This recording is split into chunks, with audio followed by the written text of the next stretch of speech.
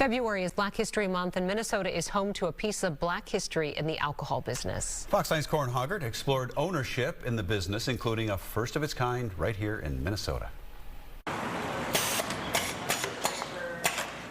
Bottles of coffee liqueur moved down the production line at Du Nord Social Spirits and into boxes headed across the country.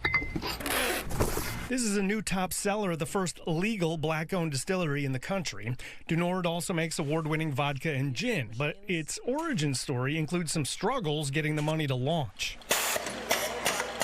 I felt welcomed within the industry.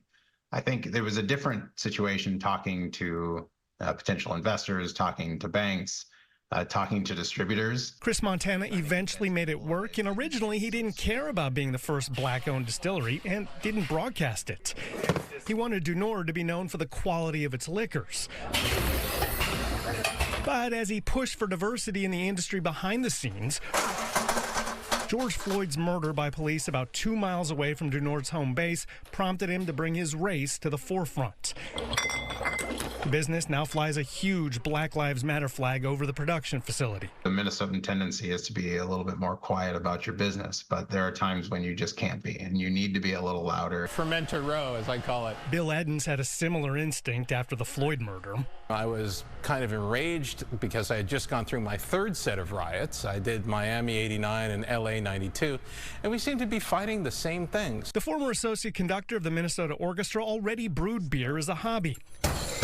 So he co-founded Metronome in Lowertown, St. Paul, with the goal of making music education accessible to kids, no matter their race or socioeconomic status. NOME stands for Nurturing Outstanding Music Education. Eddins didn't notice hurdles in his way related to his race, Acoustic American Pale Ale, but attributes that to a lifetime of dealing with people from all walks of life.